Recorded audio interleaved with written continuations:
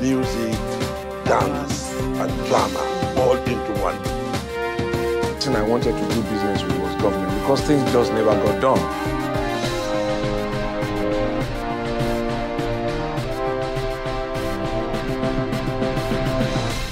So as we go to the polls, you know, in a few days, I mean, are we going to be able to vote for anybody, whether it's APC, PDP, UDP, or whatever, based on ideology? You said it was late Chief Bola Ige that described 5 political parties as the 5 leprosy arms of... 5 fingers of a leprosy. 5 fingers of it, yeah.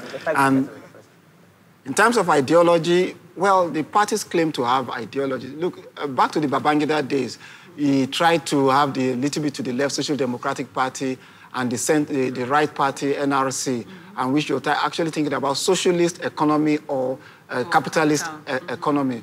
But these days, let's be realistic. Nigeria is a confederation of ethnic nationalities, and ethnicity, religion will play a role in how the parties are going to evolve. So if anybody is coming to tell you about ideology, they will say it. The parties, if you go to PDP manifesto, they've got sound ideological premise, even APC.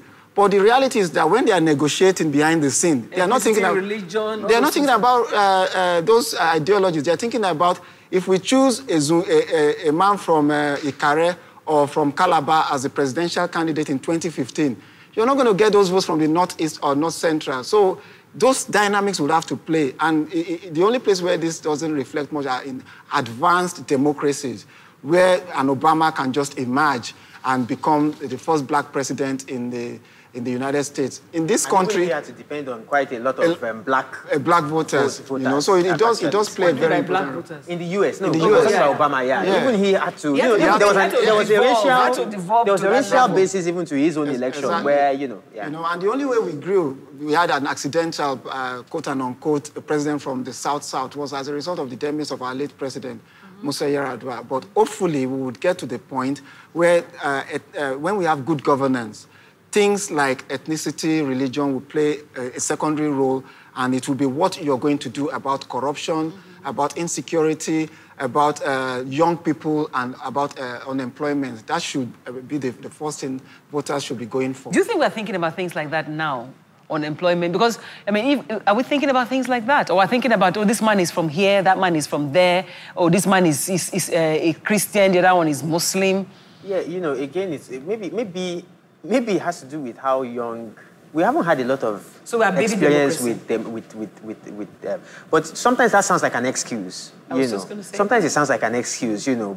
But again, sometimes I like to think about it that we are where many other countries were 100 years ago.